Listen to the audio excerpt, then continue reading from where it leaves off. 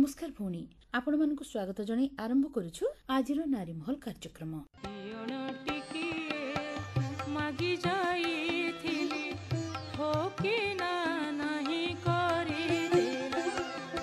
भौणी रोषेई गोटे कला। आमर भौणी माने कर्म व्यस्तता मध्य रही उभय कर्म संस्थान घर कथा बुझी मध्य भली कि भली खाद्य परसी दियंती परिवार परिजन मानक पई।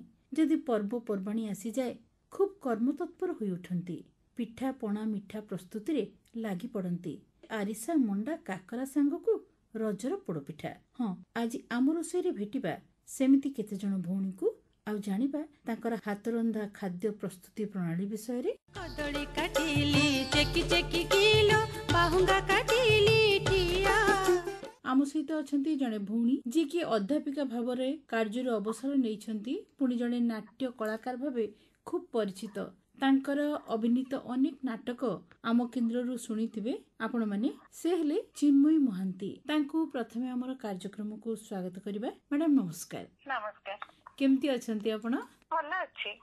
आपण तो बहु गुणर अधिकारिणी, लेखा लेखी करंती, जणे नाट्य शिल्पी मध्य। एते गुडी कार्य आपण केमिति करि पारुथिले से विषय टिके हमर भौणी मान को कहंतु। माने बहु गुणर अधिकारी तो नुहे, भगवान किछि किछि मो द्वारा बोधे समाज को दबार थिला। मु केमिति कोन करूथिली मु जानिनी, तथापि मु सब गुडी को बे सब काम को मु जेति कि न्याय दबा कथा से अनुसार मु पूरा ता सहित पूरा संपूर्ण भाव रे निमग्न रही के मोर जा करे मु काम करथिली पर्यंत मध्य अव्याहत रहिछि। एई कर्ममय जीवनरू समय बाहर करी आपण परिवार को केते समय दियंती? मोर गोटे मनरे थिला मो झियो को भल पाठ पढ़ेबी, भल स्कूल कॉलेज रे पाठ पढ़ेबी, भल मनीष करिके ताको भल जगह रे बाहाघर करिबी। मोर स्वामी एवं मोर छुआर जहा पसंद से पसंदर खाद्य सब मोर कर्म व्यस्तता भितरे भी मु करबा को बहुत चेष्टा करिछि। कारण मोर चाकरी थिला बहुत दूर रे 60 किलोमीटर दूर आमे डेली जिबा आसीबा करूथिलु। गोटे झियो मोर से एठी रही के पाठ पढुथिला सेंट जोसेफ कन्वेंट स्कूल ले। मते सेते बेले बहुत कष्ट करिया को पड़िछि, संघर्ष करिया को पड़िछि, कारण मते आउ किछि सपोर्ट विशेष किछि मिलु नथिला। मु सेति पई कि बहुत चेष्टा करे एवं ता भितरे मु चेष्टा करे सेमानकर मनपसंद जिंस ता करिके खाइबा को दबा पई कि। आपण कहले जे समय बाहर करी स्वामी पिलां को समय देइथांती, कोन एमिति गोटी खाइबा प्रस्तुत करचंती आ से माने बहुत खुशी हो जाइचंती? मोर स्वामी सी टिके ट्रेडिशनल पिठापଣା बहुत खाया पे भल पाती। मु तो विशेष किछि भल शिखि पार नथली, कारण मो बो बहुत भल रोषेई करे एवं मते से सब बेले कहे तू पाठ पढ़, तोर रोषेई आपे आपे तू शिखि जिवु, तू रोषेई घर को आसीबा दरकार नै। से केबे मते ता भीतर को जिबा को देइनी। तो मु केवल बेले बेले जति कि मु ऑब्जर्व करिथिली बो कोन करूची न करूची, तापरे धीरे धीरे धीरे धीरे सब शिखिली। आउ रजरे जो पोड़पिठा हुए मो बो हातर से पोड़पिठा मु एपर्यंत कोठी भी खाइनी। बहुत प्रकार पोड़पिठा आजिकली सब समस्ते शिखिके गृहिणी माने करूचंती। बर्तमान तो सुविधा हो गलानी, सब प्रकार रोषेई प्रणाली भी रहुची, किंतु बोठू मु जहा शिखिथिली सेटा चेष्टा करे करिछि एवं सफल भी हेछि। कारण समस्ते सेटा भल पाती। आउ झियो भी सेही ट्रेडिशनल खाइबा भल पाए, माने विदेशी खाइबा मते बेसी किछि तयारी करी आसे नै, सब देसी खाइबा मु धीरे धीरे शिखि गली। आपण जो कहले जे पोड़ पिठा प्रस्तुत करंती, केमिति कोन करंती टिके कहंतु? सेटा प्रथमे माने गोटे नड़िया पई एक्चुअली 2 कप अरुआ चाउल को भिजै दिए। नड़ियाटा कोरिकिरे सेटा को बाटिकिरे गोटे बाटर गोटे आण गोटे प्रस्तुत करके ताको रखे। तापरे गोटे डेक्ची हो किंबा बड़ कड़ई हो, सेथिरे प्रथमे किछि पानी देइकिरी, अल्प पानी देइकिरी ता धेरे चीनी पकाए। चीनी पकेला परे गोटे कप क्षीर, भल पूरा गाढ़ा क्षीर एवं सेतिकी क्वांटिटी रो माने चाउल आउ नड़िया पई कि 2टा कदली मुनिए से क्षीर रे कदलीटा चपटी दिए। भल करी चपटी देला परे सेटा को से जो फुटुथिबा चीनी पानी रे ता धेरे सेटा मिसई दिए।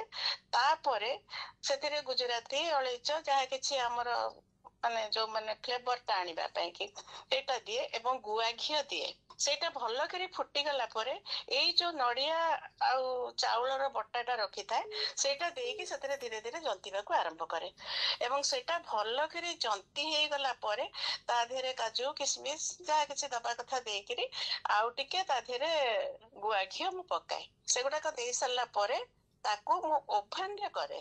ତ ସେଥିରେ ଯୋଉ ଓଭାନ ପଟ୍ ଥାଏ ସେଥିରେ ଭଲ କରି ଘିଅ ଲଗେଇ ଦେଇକିରି ଏଇ ଯୋଉ ଆଣଟା ଗରମ ଗରମ ଥିବା ଅବସ୍ଥାରେ ତାକୁ ଭଲ କି ତା ଦେହରେ ପକେଇକିରି ତାକୁ ହାତରେ ଚାପି ଚାପି ଚାପି ଚାପି ଭଲ କରି ଖୁନ୍ଦି ଖୁନ୍ଦିକି ମୁଁ ଓଭାନ ଦିହରେ ସେଟା ବସାଏ ଏବଂ ବସେଇଲା ପରେ ସେଟା ପ୍ରାୟ ଘଣ୍ଟେ ଭିତରେ ସେ ପିଠାଟା ମାନେ ପୁରା ସମ୍ପୂର୍ଣ୍ଣ ଭାବରେ ତିଆରି ହେଇଯାଏ। ତାକୁ ଥଣ୍ଡା କଲା ପରେ ସେଟାକୁ କାଟିକିରି ସମସ୍ତେ ଖାଆନ୍ତି, ଭଲ ପାଆନ୍ତି ଏବଂ ତଳଟା ଟିକେ ପୋଡି ପୋଡି ଯାଇଥାଏ। ଚୁଲିରେ ହେଲେ ତା ଉପର ପୋର୍ସନ ଟା ପୋଡେ କିନ୍ତୁ ଏଥିରେ ଉପର ପୋର୍ସନ ଟା ଏତେ ପୋଡେନି, ତଳଟା କିନ୍ତୁ ଟିକେ ପୋଡା ପୋଡା ହେଇକିରି ହୁଏ ଆଉ ବହୁତ ନରମ ହୁଏ ପିଠା। ଏବେ କ୍ଷୀର ପୋଡ ପିଠା ମୁଁ ଖାଉଛି ସବୁ, ମୁଁ ତ ଆଜିକାଲି ଜନ୍ତି ପାରୁନି, ଟିକେ ପ୍ରୋବ୍ଲେମ ହଉଛି ହାତରେ, ତ ବାହାରେ କ୍ଷୀର ପୋଡ ପିଠା ସବୁ କରୁଛନ୍ତି, ବହୁତ ନରମ ହଉଛି, ସେଟା ଭଲ ଲାଗେ ଖାଇବା ପାଇଁ। କିନ୍ତୁ ଏଇ ଯୋଉ କ୍ୱାଲିଟିର ପିଠାଟା ଏଇ ଯୋଉ ପ୍ରଣାଳୀରେ ମୋ ବୋଉ ପ୍ରସ୍ତୁତ କରୁଥିଲା, ମୋ ବୋଉକୁ ବି କରିକି ଖୁଆଇଛି। ବୋଉ ଭାରି ଖୁସି ହେଇଗଲା ଯେ ଯାହା ହଉ ତୁ ପୋଡ ପିଠାଟା ଶିଖି ଯାଇଛୁ। ପୋଡ଼ ପିଠା ଚୁଡ଼ା ଉଖୁଡ଼ା ଆରିସା କାକରା ବରଫ କଡ଼ି ପଣସ ନଡ଼ିଆ ଆମ୍ବ ପୁରୀ ବଟା କୁଟା ଆଉ କରିବୁନି କିଛି ବଟା କୁଟା ଆଉ କରିବୁନି କିଛି ରଜ ମଉଜ ଭାରି ଗହଳ ରଜ ମଉଜ ଭାରି ଗହଳ ଆଲ ବଉଳ ଆଲ ସଅଳ ଆଲ ବଉଳ ଆଲ ସଅଳ। ତେବେ ଆଉ କଣ ରୋଷେଇ କରନ୍ତି? ଆଉ ପ୍ରାୟ ସବୁ ପ୍ରକାର ରୋଷେଇ କରେ। ମତେ କୁଆଡେ ସମସ୍ତେ କୁହନ୍ତି ଯେ ଡାଲମାଟା ମୁଁ ବହୁତ ଭଲ କରେ ବୋଲିକିରି। ଆଚ୍ଛା, କେମିତି କଣ କରନ୍ତି?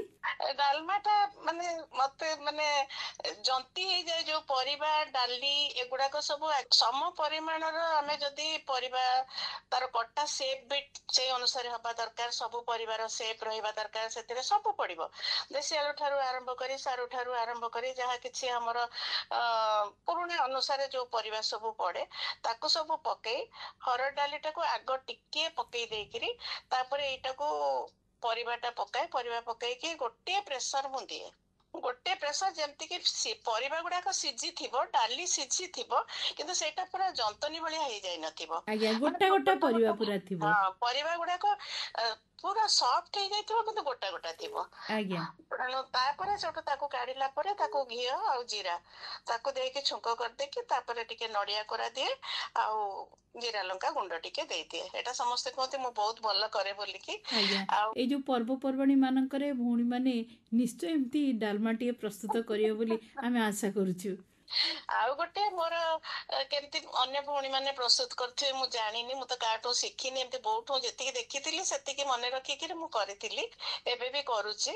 ତ ମାଛ ତରକାରୀଟା ଯୋଉ ଗରମ ମସଲା ଦେଇକି ଯୋଉ ମାଛ ତରକାରୀ ହୁଏ, ବେସର ତରକାରୀ ଅଲଗା ଆଉ ଗରମ ମସଲା ତରକାରୀ ଅଲଗା।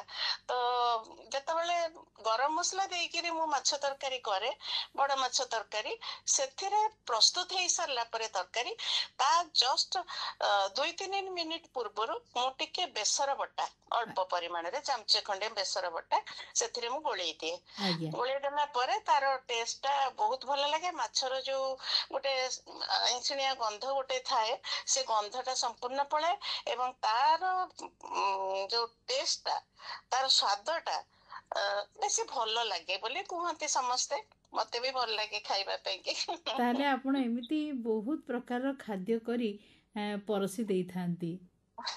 ନାଇଁ, ଆଜ୍ଞା, ସେମିତି ଯାହା କିଛି ଆସେ କରେ ଆଉ। ଆଜ୍ଞା, ପ୍ରଥମେ ମୁଁ ଏକଦମ ଛୋଟ ବେଳୁ, ଯେତେବେଳେ ମୁଁ କ୍ଲାସ 8ରେ ପଢୁଥିଲି, ସେତେବେଳଠୁ ଛୋଟ ଛୋଟ କବିତା ଗପ ଏମିତି ଲେଖିବା ଆରମ୍ଭ କରୁଥିଲି। କିନ୍ତୁ ସେଇଟା ଏତେ ମାନେ ପରିପକ୍ୱତା ନଥିଲା, ବହୁତ କଞ୍ଚା ହାତର ଲେଖା ସେତେବେଳେ। ତାପରେ ଧୀରେ ଧୀରେ ପାଠ ପଢାରେ ଫୋକସ କଲି, ପାଠ ପଢି ସାରିଲି। ପାଠ ପଢା ସରିବା ପରେ ମୋ ବୋଉର ଇଚ୍ଛା ନଥିଲା ମୁଁ କୌଣସି ଅଭିନୟ କି କୋଉଥିରେ ମାନେ ନିଜେ ମୁଁ ପାର୍ଟିସିପେଟ କରେ। ମୋ ବାପା ହଉଛନ୍ତି କୃପାସିନ୍ଧୁ ମହାନ୍ତି, ଅଲ ଇଣ୍ଡିଆ ରେଡିଓର ଜଣେ ଆଉଟଷ୍ଟାଣ୍ଡିଂ ଆର୍ଟିଷ୍ଟ, ଡ୍ରାମା ଆର୍ଟିଷ୍ଟ। ଆଜ୍ଞା, ତ ତାଙ୍କର କେତେ ଗୁଡିଏ ନାଟକ ମଞ୍ଚ ନାଟକରେ ମୁଁ ଛୋଟବେଳେ ଟିକେ ଅଭିନୟ କରିବାର ସୁଯୋଗ ପାଇଥିଲି। ତାପରେ ବାହାଘର ପରେ ମୁଁ ଅଲ୍ ଇଣ୍ଡିଆ ରେଡିଓରେ ଜଣେ ସ୍ୱୀକୃତି ପ୍ରାପ୍ତ କଳାକାର ହବା ପାଇଁ କି ଯୋଗ୍ୟତା ପରୀକ୍ଷା ଦେଇଥିଲି ଏବଂ ସେଥିରେ ପାସ୍ କରିଥିଲି।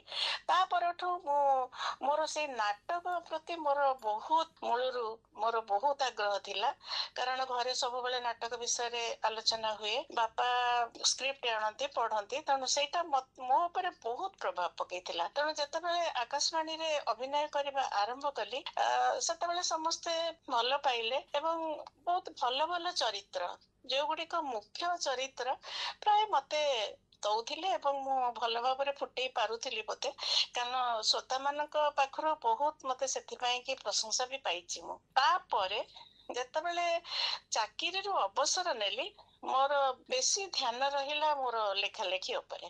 ସେଇଠୁ ମୁଁ ଚାଲିଛି ଏପର୍ଯ୍ୟନ୍ତ। ଆପଣଙ୍କର ଲେଖାର କିଛି ଅଂଶ ଆମର ଭଉଣୀମାନଙ୍କୁ ଟିକେ ଶୁଣେଇବେନି? ମୋର ତ ବେଶୀ କିଛି ମନେ ପ୍ରାୟ ରୁହେନି। ମୁଁ ଲେଖିଦିଏ, ସେ ତାରି ଭିତରେ ଲେଖିଲା ବେଳେ ହଜିଯାଏ, ତାପରେ ମୁଁ ତାର ସବୁ ଭୁଲିଯାଏ। ତଥାପି ଗୋଟେ ଦିଟା ଲାଇନ ବୋଧେ ମୋର ମନେ ଅଛି। ମୁଁ ଏମିତି ନିଆରା ମଣିଷଟିଏ ଯେ ସବୁ ଅଡୁଆ ସୂତାର ଖିଅ ସଜାଡୁ ସଜାଡୁ ନିଜେ ଅସଜଡା ହେଇଯାଏ। ମୁଁ ଏମିତି ଖିଆଲି ମଣିଷଟିଏ, ଅନେକ ଅବୁଝା ମନକୁ ବୁଝଉ ବୁଝଉ ମୁଁ ନିଜେ ଅବୁଝା ହେଇ ରହିଯାଏ ସବୁଦିନ ପାଇଁ। ଖୁବ୍ ସୁନ୍ଦର କବିତାଟି। ଆପଣ ଯେତେ ସବୁ ନାଟକରେ ଅଭିନୟ କରିଥିଲେ ଏବଂ ଆପଣଙ୍କର ଅଭିନୀତ ଅନେକ ନାଟକ ଆମ କେନ୍ଦ୍ରରୁ ମଧ୍ୟ ପ୍ରଚାରିତ ହେଇଥାଏ, ଭଉଣୀମାନେ ଶୁଣିଥିବେ ନିଶ୍ଚୟ। ତେବେ ଆପଣଙ୍କୁ କୋଉ ଚରିତ୍ରଟି ବେଶୀ ଭଲ ଲାଗିଥିଲା? ମତେ ପ୍ରାୟ ସେମିତି ତ ବାଛି ପାରିବିନି, କାରଣ ସବୁ ଚରିତ୍ର ଗୁଡିକ ଏତେ ସୁନ୍ଦର ଚରିତ୍ର ମୁଁ ପାଏ। ତ ଝରଣା ଦାସ, ହିମାଂଶୁ ଭୂଷଣ ସାବତ, ଗିରୀଶ ନାୟକ, ସବୁ ବଡ ବଡ ପ୍ରଡ୍ୟୁସର ଯୋଉମାନେ ସେତେବେଳେ ଥିଲେ, ସେମାନେ ମତେ ମୁଖ୍ୟ ଚରିତ୍ର ଦଉଥିଲେ। ଏବଂ ପ୍ୟାରୀମୋହନ ମହାନ୍ତିଙ୍କର ପ୍ରଡକ୍ସନରେ ଗୋଟେ ନାଟକ ମୁଁ କରିଥିଲି, ଚିତ୍କାର ନାଟକ। ସେଟା ଏବେ ପର୍ଯ୍ୟନ୍ତ ମଧ୍ୟ ବହୁତ ବାଜୁଛି। ସେଥିରେ ମୁଁ ସୁନିତା କ୍ୟାରେକ୍ଟରଟି କରିଥିଲି। ସେଇଟା ମତେ ଭଲ ଲାଗେ, ଏଇଟା ବହୁତ ଶ୍ରୋତା ମାନଙ୍କୁ ବହୁତ ମନକୁ ଛୁଇଁଥିଲା। ତା ଛଡା ଝରଣା ଦାସଙ୍କର ଗୋଟେ ନାଟକ ଥିଲା ମୁଖାଗ୍ନି, ଆଜ୍ଞା ଗାୟତ୍ରୀ ସରାଫଙ୍କର ମୂଳ ରଚନା, ଆଜ୍ଞା। ଫକୀର ସିଂ ତାକୁ ନାଟ୍ୟ ରୂପାନ୍ତର କରିଥିଲେ। ଆମ ନାରୀମହଲ ଏବଂ କାର୍ଯ୍ୟକ୍ରମରେ ବହୁବାର ପ୍ରଚାରିତ ହେଇଛି। ହଁ, ସେଇଟା ନାରୀ ମହଲରେ ମୁଁ କରିଥିଲି ଏବଂ ଝରଣା ଦାସଙ୍କର ପ୍ରଡକ୍ସନ ସେଇଟା ଥିଲା। ସେ ବି ଭାରି ଖୁସି ହେଇଯାଇଥିଲେ ଜୁମପା। ଆପଣଙ୍କର ମୁହଁରୁ ଗୋଟେ ଡାଇଲଗ ଶୁଣେଇବେନି? ଚିତ୍କାର ନାଟକର ଟିକିଏ ମନେ ଅଛି। ଏଇ କଥା ତ ପଚାରିବ, ସ୍ତ୍ରୀ ଲୋକଟା ହେଇ ଏ ଭରା ନଈରେ ମୋ ନାଁ ପାଉଛି କେମିତି? ଦେଖିଲି ଆକାଶରେ କଳାହାଣ୍ଡିଆ ମେଘ ଘୋଟି ଆସୁଛି, କୌଣସି ନାଉରିଆ ଘାଟରେ ନାଁ ରଖି ନାହାନ୍ତି। ଏବଂ ତମେ ଯେତେବେଳେ ନାଉରିଆକୁ ଖୋଜୁଥିଲ ଘାଟରେ ଛିଡା ହେଇ, ସେତେବେଳେ ମୁଁ ଆସିକିରି ନାଁଟିଏ ବାହାର କରି ଦେଖିଲି ନଈରେ ଅଗାଧଗାଧ ପାଣି, ତମକୁ ନା ଏ କୂଳରୁ ସେ କୂଳକୁ ଯିବାକୁ ପଡିବ। ଯାଉ ଆମର ଭଉଣୀମାନେ ତ ଆପଣଙ୍କୁ ଶୁଣିଲେ ନିଶ୍ଚୟ ଏଥିରୁ ଅନୁପ୍ରାଣିତ ହେଇଥିବେ। ଅନୁଷ୍ଠାନ ତରଫରୁ ଆପଣଙ୍କୁ ଧନ୍ୟବାଦ। ନମସ୍କାର। ନମସ୍କାର।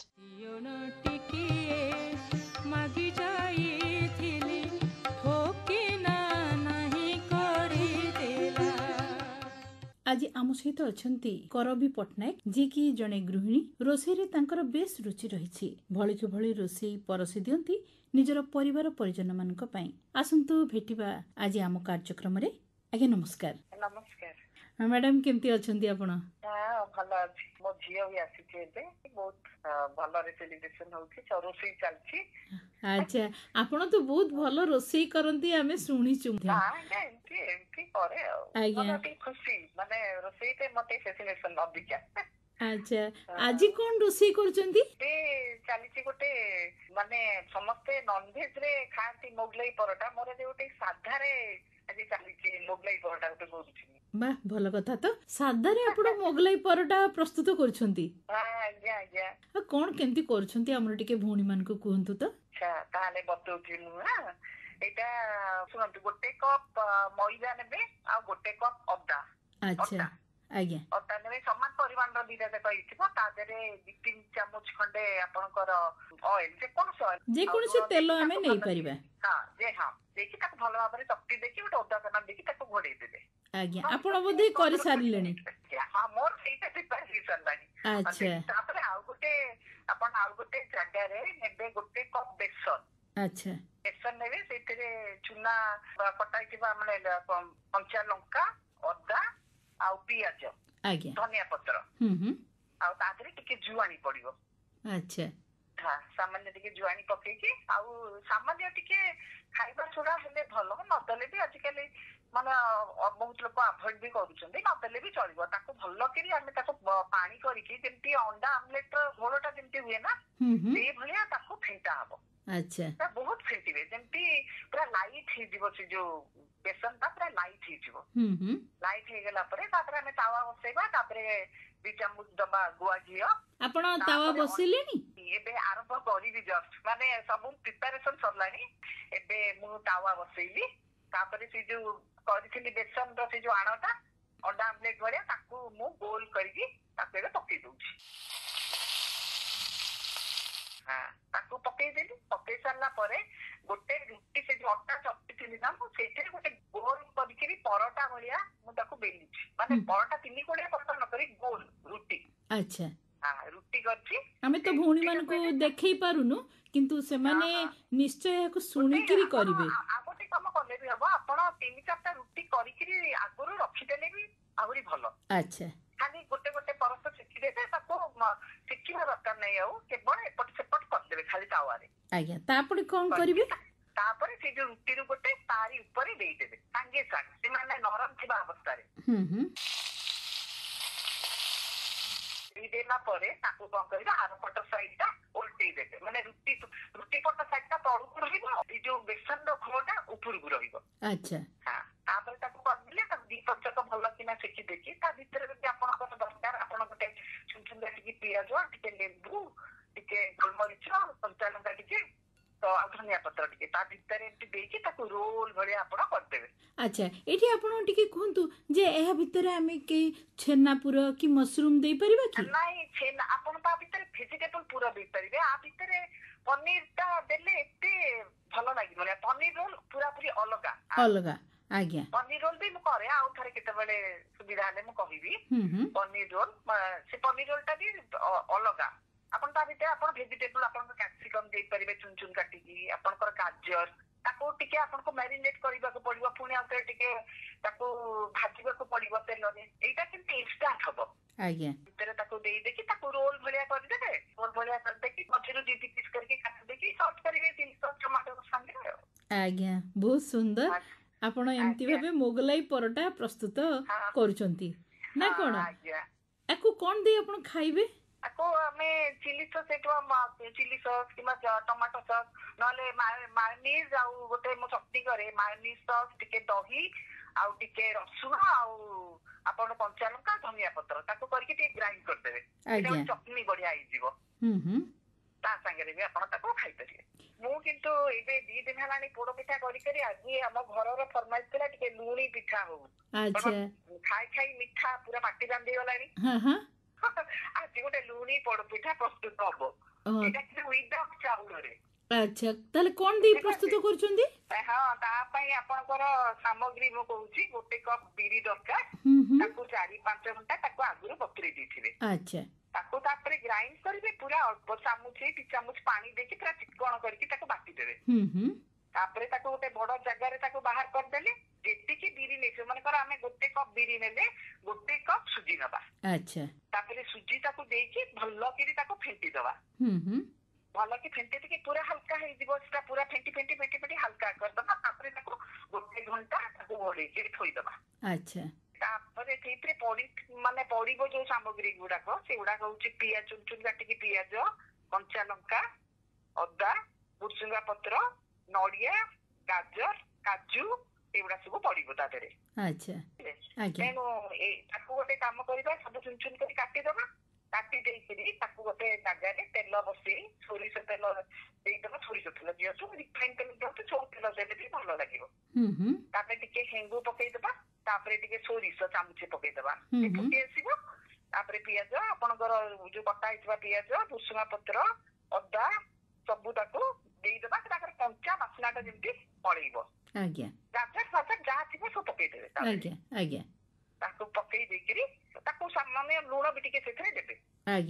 ସାଙ୍ଗେ ସାଙ୍ଗେ ଲୁଣ ଟିକେ ଦେଲେ କଣ ହୁଏ ନା, ପରିବା ପତ୍ର ସବୁ ଶୀଘ୍ର ସିଝିଯାଏ। ଆଉ ଟେଷ୍ଟ ଟା ଟିକେ ଭଲ ଆସେ। ଆଚ୍ଛା ତାକୁ ତାପରେ ଭାଜି ତାକୁ ଆମେ ଅଲଗା ଗୋଟେ ରଖିଦବା ଟିକେ ଥଣ୍ଡା ହେଇଯିବା ପାଇଁ। ଥଣ୍ଡା ହେଲା ପରେ ଯୋଉ ଘୋଳଟା କରିକି ରଖିଥିବା ବିରି ଆଉ ସୁଜିର ତାକୁ ଆଉ ଟିକେ ଦେଖିବେ, ତାକୁ ଆଣିଲା ବେଳକୁ ସେ ଫୁଲି ଯାଇଥିବ ପୁରା, ମାନେ ସୁଜିଟା ଫୁଲି ଯାଇଥାଏ ନା, ତେଣୁ ସେ ମୋଟା ମୋଟା ହେଇଯାଇଥାଏ। ସେଥିରେ ଅଳ୍ପ ଟିକେ ପାଣି ଦେଇକି ପୁଣି ଆଉ ଥରେ ଫେଣ୍ଟିଦବା। ଫେଣ୍ଟିକି ଏଇ ଯୋଉ ଥଣ୍ଡା ହେଇଯାଇଥିବା ସବୁ ଭେଜିଟେବୁଲ ସବୁ ଆମେ ରଖିଥିଲେ ତାକୁ ତାପରେ ପକେଇଦବା।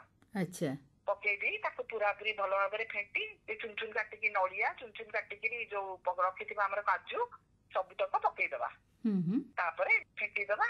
ତାପରେ ଓଭନର ଗୋଟେ ସେଇ ଯୋଉ ଓଭନର କେକ୍ ଟିନ୍ ଯୋଉ ମିଳେ, କେକ୍ ଟିନ୍ ତାକୁ ଆଣିକି ଚାରିଆଡ ଘିଅ ବୁଲେଇଦବା। ତା ଦେହରେ ଟିକେ କଦଳୀ ପତ୍ର ଚାରିଆଡ ସେମିତି ଦେଇଦେଇକି ତା ଉପରେ ପୁଣି ଘିଅ ବୁଲେଇଦବା।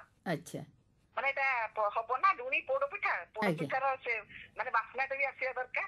ଆଜ୍ଞା ତାପରେ କଦଳୀ ପତ୍ର ଉପରେ ଏଇ ସବୁ ଜିନିଷ ତକ ଫେଣ୍ଟାଫେଣ୍ଟି କରିକି ଆମେ ପୁରା ଭଲ କରି ସମାନ କରିକି ଦେଇଦବା। ତାପରେ ନଡିଆ କାଜୁ ଫାଜୁ ପୁଣି ସଜେଇଦବା। ତାକୁ ଓଭନରେ 30 to 40 ମିନିଟ୍ ଆଜ୍ଞା 30 ରୁ 40 ମିନିଟ୍ ଆମେ ତାକୁ ବସେଇବା। ହଁ ବସେଇବା। ବସେଇ ସାରିଲା ପରେ ତାକୁ ତାପରେ ଟିକେ ଥଣ୍ଡା ହେଇଯିବ, ତାପରେ ବାହାର କରିକି କାଟିକି ଖାଇବାକୁ ଦେବେ ଆଉ। ଆଚ୍ଛା ତାହେଲେ ଆଜି ଆପଣ ମୋଗলাই ପରଟା କରିଛନ୍ତି, ତା ସହିତ ପୋଡ ପିଠା, ତରକାରୀରେ କଣ କରିଛନ୍ତି? ତରକାରୀ ସବୁ ମିଶାମିଶି ହେଇକିରି ଗୋଟେ ଘାଣ୍ଟ ତରକାରୀ ହେଇଛି ଆଜି। ଆଚ୍ଛା ସେ ତ ବହୁତ ଭଲ ଲାଗେ। ତେବେ ଆମେ ଜାଣିଛୁ ଯେ ଆପଣଙ୍କ ପରିବାର ଗୋଟିଏ କଳାକାର ପରିବାର। ଆପଣଙ୍କ ସ୍ୱାମୀ ଓମ୍ ପ୍ରକାଶ ମହାନ୍ତି ଜଣେ ପ୍ରସିଦ୍ଧ ସଙ୍ଗୀତ ନିର୍ଦ୍ଦେଶକ ମଧ୍ୟ। ତାଙ୍କ ନିର୍ଦ୍ଦେଶନାରେ କୋଉ ଗୀତଟି ଆପଣଙ୍କୁ ବେଶୀ ଭଲ ଲାଗେ? ଏମିତି ତ ତାଙ୍କର ସବୁ କମ୍ପୋଜିସନ ମତେ ଭଲ ଲାଗେ। ଘରେ ତ ପୁରା ମ୍ୟୁଜିକ ମହଲ ଆମର ପୁରା। ତାଙ୍କ ରେଡିଓର ଗୋଟେ ସଙ୍ଗ ମତେ ବହୁତ ବଢିଆ ଲାଗିଥିଲା, ପ୍ରେମ ଛେପେ ଆସେ ଶୀତଳ ମିଠି ସହର ହୁଏ ଫୁଲର ହାଟ ଆସ୍ନା ହେ ନା ବେଳି ଆସ୍ନା ହେ ନା ବେଳି ଆସ୍ନା ହେ ନା ବେଳି। প্রেম যেবে আসে সে তো এমিতি নিয়ে কিনি সহর হুয়ে ফুলর হাট হাস না হে না বেণী হাস না হে না বেণী হাস না হে না বেণী হাস না হে না বেণী হাস না হে না বেণী প্রেম যেবে আসে প্রেম যেবে আসে।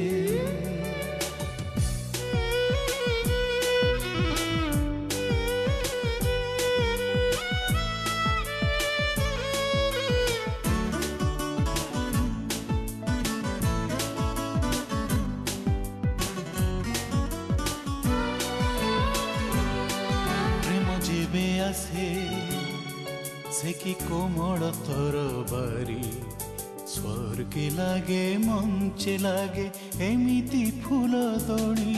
প্রেম যেবে আসে সে কি কুহু কাহাণী ডাকি অসুরুণীর মুনিরে সে কি রাজা পুଅର আখি রাজা পুଅର আখি রাজা পুଅର আখি রাজা পুଅର আখি রাজা পুଅର আখি প্রেম যেবে আসে প্রেম যেবে আসে। ଆପଣ ପରିବାରରେ ରୋଷେଇ ଛଡା ଆଉ କଣ କରନ୍ତି ସମୟ ପାଇଲେ? ସମୟ ପାଇଲେ ଘର ଦ୍ୱାର ମାନେ ରଖିବା। ତାପରେ ମୁଁ ଗୋଟେ ଗାର୍ଡେନ ଛୋଟିଆ ଗାର୍ଡେନ ଟିଏ କରିଛି, ଆଚ୍ଛା ତାକୁ ଦେଖେ ପାଣି ଫାଣି ଦିଏ। ନାନା ପ୍ରକାର ଫୁଲ ବହୁତ ସିଜନରେ ଆଣିକି ଲଗାଏ। ଏଥର ସବୁ ଭେଜିଟେବୁଲ କରିଥିଲି ଘରେ। ଛୋଟିଆ ପୁରା ଗାର୍ଡେନ ଟିଏ ଅଛି ମୋର, ଯତ୍ନ ନିଏ ଆଉ। ତେବେ ଆମର ଯୋଉ ଭଉଣୀ ମାନେ ନିତିଦିନିଆ ଜୀବନରେ ସେମାନେ ଘରେ ରୋଷେଇ କରୁଛନ୍ତି ବା ରୋଷେଇ ଘରେ ଅଛନ୍ତି, ତ ସେମାନେ କୋଉ କୋଉ ଦିଗ ପ୍ରତି ବିଶେଷ ଭାବରେ ଧ୍ୟାନ ଦେବେ ଆଉ ଯତ୍ନବାନ ହେବେ? ମୁଁ ଆଜି ୱାର୍କିଂ ଲେଡି ମାନଙ୍କ ବିଷୟରେ କହୁଛି, ଯୋଉମାନଙ୍କୁ ସମୟ ଜମାରୁ ହଉନି। ମନେକର ସେମାନେ ରାତିରେ ପ୍ରିପେୟାର କରିକି ରଖିଦେବେ ଯେକୌଣସି ଗୋଟେ ଜିନିଷ, ଆଉ ସକାଳେ ଆପଣଙ୍କୁ ଏତେ କଷ୍ଟ ପଡିବନି ଯେ କଣ ଟିଫିନ କରିକି ନେବି, କଣ ଛୁଆ ମାନେ ଖାଇବେ। ଆପଣ ସବୁବେଳେ ରସୁଣ ଆଉ ଅଦା ପେଷ୍ଟ କରିକି ସବୁବେଳେ ରଖନ୍ତୁ ଗୋଟେ କଣ୍ଟେନରରେ। ଗୋଟେ ମନେକର ସଟରଡେ ସଣ୍ଡେ ଆପଣଙ୍କର ଛୁଟି ହେଲା, ଆପଣ ସେଥିରେ କିଛି ପିଆଜ କଟା, କିଛି ଟମାଟୋ କଟା ଆଉ ରସୁଣ ଅଦା ପେଷ୍ଟ, ଆପଣ ସେଇଗୁଡା ସବୁ ଯଦି ଅର୍ଡରରେ ରଖିଦେବେ ଗୋଟେ ସପ୍ତାହ ପାଇଁ, ଆପଣଙ୍କୁ ରହିପାରିବ ଫ୍ରିଜରେ। ମାନେ ତାକୁ ଡବାରେ ବନ୍ଦ କରି ରଖିବେ? ହଁ, ଏୟାର ଟାଇଟ୍ କଣ୍ଟେନରରେ ସବୁବେଳେ ରଖିଦିଅନ୍ତୁ ଗୋଟେ ୱିକ୍ ପାଇଁ। ସଟରଡେ ସଣ୍ଡେ ଆସିଲେ ତାକୁ ତାକୁ ଆପଣ କାଟିଲେ। ଆଉ ଗୋଟେ ସବୁଠୁ ବଢିଆ ଜିନିଷ କହୁଛି, ଆପଣଙ୍କର ଯୋଉ ଗ୍ରେଟରରେ ଆପଣ ଗୋଟେ ଯଦି ପ୍ଲାଷ୍ଟିକ ର ଗୋଟେ କିଛି ଜରି ପକଉଛନ୍ତି ତା ଦେହରେ ରସୁଣକୁ ମାନେ ଘଷୁଛନ୍ତି, ଆପଣଙ୍କର ଆରାମସେ ଆପଣଙ୍କର ରସୁଣ ପେଷ୍ଟ ବାହାରିଯିବ। ଆପଣ କଫି ବେଳେ ବେଳେ ଗୋଟା ଗୋଟା ଇଏ ହେଇଯାଏ, ଫିରେ ଟିକେ 4-5ଟା ଖଣ୍ଡେ ଚାଉଳ ଗୋଟେ କନାରେ ବାନ୍ଧି ଦିଅନ୍ତୁ, ତା ଭିତରେ ପକେଇ ଦିଅନ୍ତୁ। ଆଚ୍ଛା, ସେଇଟା ବି ଆପଣଙ୍କ ପାଇଁ ଗୋଟେ ବଢିଆ। ଆପଣ କଫି କେବେ ବି ଗୋଟା ଗୋଟା ହେଇକିନା ରହିବ, ମାନେ ମାନେ ଯୋଉ ମୁଣ୍ଡା ହେଇଯାଏ, ବାନ୍ଧିଯାଏ, ମୁଣ୍ଡା ହେଇଯାଏ ନା, ସେଇଟା ଠିକ ରହିବ। ଆଜ୍ଞା, ମାନେ ମଏଶ୍ଚର ହେଇକି ସେଟା ହେଇଯାଏ ନା, ଚାଉଳଟା ମଏଶ୍ଚର ଟାକୁ ଟାଣି ନିଏ। ସବୁବେଳେ ଆମର ପିଆଜ କାଟିଲା ବେଳକୁ ଆଖି ଗୁଡାକ ସବୁବେଳେ ଆଖିରୁ ପାଣି ବାହାରେ। ଆପଣ ପିଆଜକୁ କିଛି ସମୟ ରଖିଦିଅନ୍ତୁ ଫ୍ରିଜରେ, ଦେଖିବେ ଆପଣଙ୍କ ଆଖିରୁ ଆଉ ପାଣି ବାହାରିବନି। ମାନେ ପିଆଜକୁ ଗୋଟା ମାନେ ଭଲ ଭାବରେ ଧୋଇ ତାକୁ ଫ୍ରିଜରେ ରଖିଦବା। ଆପଣ ଫ୍ରିଜରେ ତାକୁ ରଖିଦିଅନ୍ତୁ। ଆଜ୍ଞା, ଆମର ଅଟାଟା ନରମ ରହିବ କେମିତି ଅଧିକ ସମୟ, ଏୟାରଟାଇଟ୍ କଣ୍ଟେନରରେ ଅଟା ଚକଟିକି ରଖିଥିବେ, ତାପରେ 2 ବୁନ୍ଦା 3 ବୁନ୍ଦା ତେଲ ପକେଇଦେଲେ, ଆଜ୍ଞା। ସେଇଟା ଗୋଟେ। ଯାହା ହଉ ଆପଣଙ୍କ ସହିତ କଥା ହେଇ ଆମକୁ ବହୁତ ଭଲ ଲାଗିଲା। ଆମର ଅନୁଷ୍ଠାନ ତରଫରୁ ଆପଣଙ୍କୁ ଧନ୍ୟବାଦ। ନମସ୍କାର। ଆଜ୍ଞା, ନମସ୍କାର। ଆଜି ଆମ ରୋଷେଇରେ ଶୁଣିଲେ ବିଭିନ୍ନ ପ୍ରକାରର ଖାଦ୍ୟ ପ୍ରସ୍ତୁତି ସମ୍ପର୍କରେ ଭଉଣୀମାନଙ୍କ ସହିତ ସାକ୍ଷାତକାର।